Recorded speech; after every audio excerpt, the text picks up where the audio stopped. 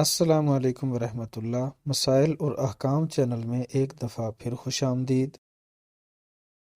آج کی اس ویڈیو میں زیر ناف بال سے متعلق چند احکام ذکر کیے جائیں گے۔ جب لڑکا یا لڑکی کی عمر 12 سال کے قریب یا 12 سال سے زیادہ ہو جائے تو ان کی شرمگاہ کے آس پاس بال آنا شروع ہو جاتے ہیں۔ ان بالوں کا کاٹنا یا نکالنا ضروری ہے۔ ان کو اسی طرح چھوڑنا کہ بال بڑے ہو جائیں ایسا کرنا حرام ہے۔ اور اسی طرح بغلوں میں بھی بال آنا شروع ہو جاتے ہیں۔ ان بالوں کا کاٹنا بھی انتہائی ضروری ہے۔ ان بالوں کو کاٹنے کے یا نکالنے کے کئی طریقے ہیں۔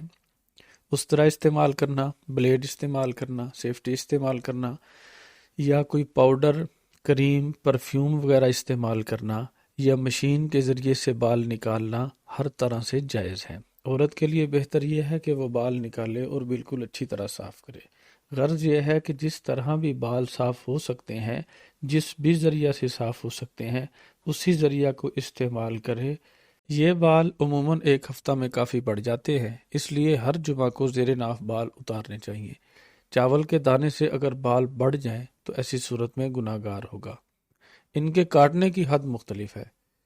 لڑکی کے لیے حد یہ ہے کہ لڑکیوں کے فرنٹ سائڈ پر بال ناف کے نیچے سے شروع نہیں ہوتے، بلکہ جہاں پیٹ ختم ہوتا ہے اور پیٹ کے نیچے سے ہڈی شروع ہوتی ہے، یعنی جسم کا کچھ رنگ بدلنا شروع ہوتا ہے، وہاں سے بال شروع ہوتے ہیں اور وہیں سے کاٹنا ضروری ہے۔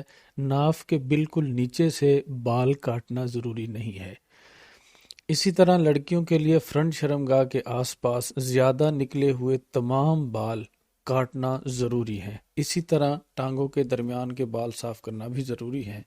یہ بال وہ ہوتے ہیں جو انسانی جسم پر بالوں کے علاوہ ہوتے ہیں۔ ان کی پہچان بآسانی ہو جاتی ہے، تو اسی لیے جو بال جسم کی حیت سے ہٹ کر ہوں اور وہ زیادہ نکل آئے ہوں تو ان کا کاٹنا ضروری ہے۔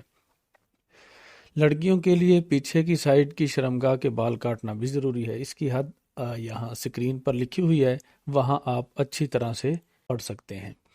اسی طرح شادی شدہ لڑکے کے لیے ہر ہفتہ زیر ناف بال کی صفائی کرنا ضروری ہے۔ اس میں سستی کرنے سے شوہر کے دل میں عموماً نفرت پیدا ہو جاتی ہے، جس کی وجہ سے شوہر کا بیوی کی طرف میلان نہیں رہتا۔ روزے کی حالت میں زیر ناف بال صاف کرنا جائز ہے۔ اس سے روزہ مکروہ نہیں ہوتا، نہ ہی روزہ ٹوٹے گا۔ نیز بال صاف کرنے کے بعد وضو یا غسل کرنا بھی ضروری نہیں ہے، البتہ غسل کر لینا بہتر ہے۔ زیر ناف بال کاٹنے سے وضو نہیں ٹوٹتا، نیز یہ بال دن یا رات میں کسی بھی وقت کاٹے جا سکتے ہیں۔ مردوں کے لیے زیر ناف بال کاٹنے کی حد کچھ مختلف ہے۔ اگر شروع ہی سے ناف سے بالکل ساتھ کاٹنا شروع کیے تو اب ہمیشہ یہیں سے کاٹنے کی حد شروع ہوگی۔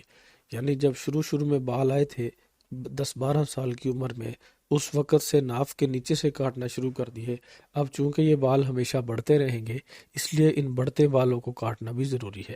لیکن اصل حکم یہ ہے کہ پیٹ ختم ہونے کے بعد نیچے جو ہڈی شروع ہوتی ہے، اس ہڈی، اس کے دائیں بائیں اور آگے شرمگاہ کے بال کاٹنا، اور اسی طرح نیچے جو گولیاں ہیں، گولیاں کے اوپر جو جلد ہے اس کا بال کاٹنا بھی ضروری ہے۔